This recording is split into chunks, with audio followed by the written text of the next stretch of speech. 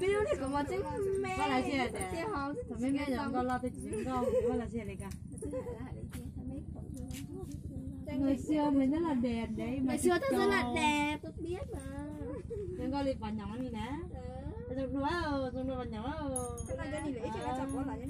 Cái mặt của mình chớn, còn cái má còn hóng không?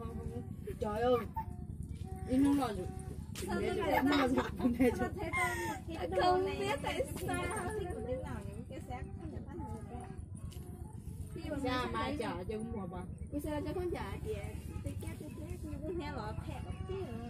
Răng cái này mà trả được. Bà già cũng vào đều như nghịch trẻ. Người ta còn mua đồ bộ mà còn đeo tiền. Nó là nè tôi máy bộ bán rẻ đó ta. Biết chẳng phép.